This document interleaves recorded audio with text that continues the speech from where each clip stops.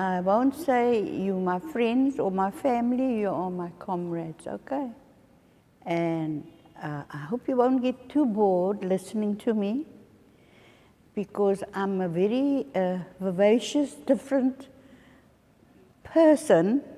I do not like violence, although I lived in a violent atmosphere and, what do you say, community. Okay. A few things that happened in my life was when the census people at that time, when the 1948, when the old government was in Parliament, the Nationalist Party. When they came to my house, my mother's house, father's house, and they wanted to know why my mother was in the house, because my mother's white. She's not actually white, she's a European, she's from Germany. And it was the first time, I was 13 years old, but that was the first time I saw my father cry. I mean, we are 10 sisters and 2 brothers. No TV that time. Eh? And my father worked at a bakery in Lakeside, Farmer's Bakery, and they used to bake bread at night, and he sleep during the day. So the 2 of them get up to mischief, mother and father. And they wanted to know, they took a pencil, there's one guy, he took a pencil and he put it through our hair. And if it stuck, they classify you, you are colored. If it slips through, then you're other colored, or you're white, you understand? And my father said to this young man, he could have been about 22, 23, you want to arrest me because I'm married to this woman. I got married to her in church, and we've got 12 children together. And you want to treat me like I am a criminal for marrying this woman. She's the mother of my children. And the next morning, about 3:30, they came to knock on the door. My father wasn't home, he was at the bakery. And my eldest brother went to open the door, and they came into the bedroom to feel if my mother and father was in that bed. My father wasn't there, he was at the bakery. They wanted to know if the 2 of them slept in that bed, because they wanted to arrest Daddy. My mother was a beautiful woman, mashallah. She had blue eyes and long hair, but she was a lovable woman, a good woman. My one aunt, my father's sister, she belonged to the South African Communist Party. Now, they used to have meetings in her home because she wasn't married. She was a single person, bachelor girl. And then I used to stand on guard by the gate. So that time, we were staying in Castletown Road, but that time, when the police van comes, it's not like the police van here, but they used to call it the Black Mariah, you know, the van. And they used to drive around. But my aunt's friends, they never parked their vehicle in front of the house. In the side streets, like Brains Road, Taunton Road, they used to park their cars. But they used to drive around in Wynberg, and they got suspicion of some people who were in the different cultures, what do you call them? Organizations, yeah. And they knew, but they weren't like the security branch that came in after, you know. The security branch was a load of rubbishes. Uneducated people who vent their frustration on innocent people, hurting people, damaging people, killing people. And when they came to arrest my son on the 17th of August, in 1987, because he had a cell in Grassy Park. What's her name now? Charlene Houston was in his cell as well. All young people. Nazim had 3 university degrees, and he was a high school teacher at Fairmount Senior Secondary School in Grassy Park.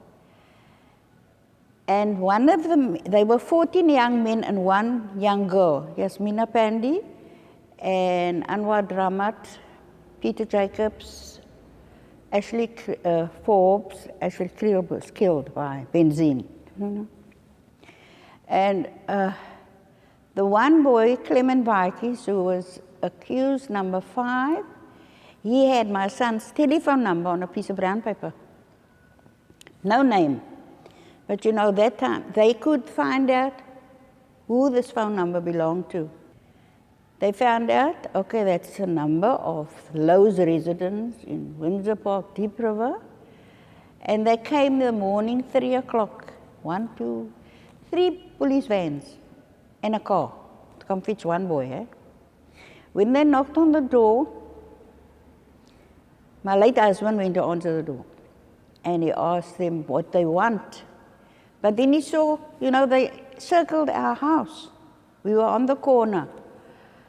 And they asked, can they come in? They wanted to speak to him. And he said, nee, maar wat gaan nou aan? What do you want?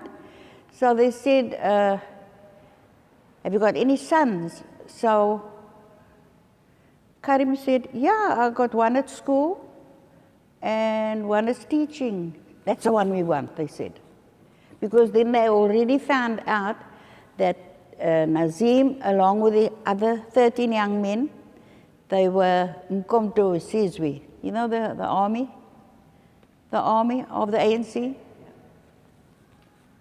And then they searched the whole house. And my late mother was like, because she had an amputee her leg, you know. She was lying in the bed, and this giant guy came into my mom's room, and she asked him, what does he want in her room? So he said, Tannie, die men, hulle hou hulle gereedskap in die ou mense se matras onder. And my mother spoke to him in German, but didn't speak nicely. She swore at him, you know. Schweinehund, she said, swine of a dog and all this.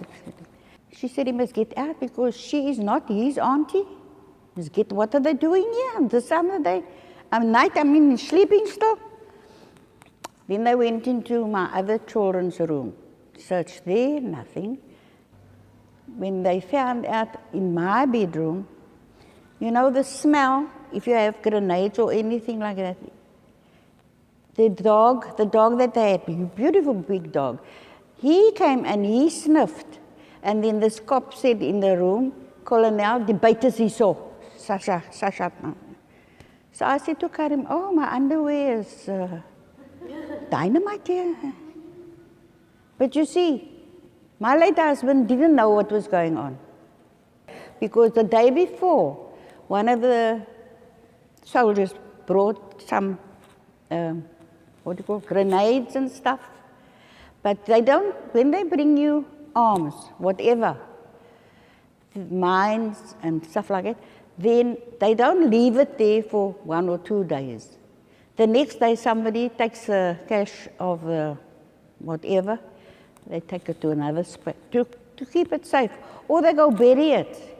Then they went to Nazim's room, and you just hear them throwing things out of the cupboard and all that, and when I opened the door, because my husband didn't want to go. I mean, it's his house, his own house. And they just said to me, I'm interfering in the law now. I must get out. Because I wanted to know, what are you doing to him? What's falling? What's going on here? Then they went through the kitchen, the cupboards, the fridge. They went to we had a fireplace in the lounge. They took the rifle, the back of the rifle. Then they shoved it up there. And I thought, now, what the hell? What's up for these people? Because they say they put the limpet mines against the wall of the chimney to hide it. They found nothing. Because my son already took a few things to my daughter Shanaza's house to hide him. But it's with a Tupperware, you know. Came and they said they're going to take Nazim. So I said, where are you taking him? You found nothing, so where are you taking him?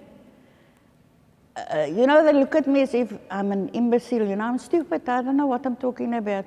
But as a mother, I thought, you people, I'm going to get you. I'm going to get you. And I mean, Shanaz's mother-in-law can tell you, I did a lot of things that I shouldn't have done. But it was all for a good cause, you know.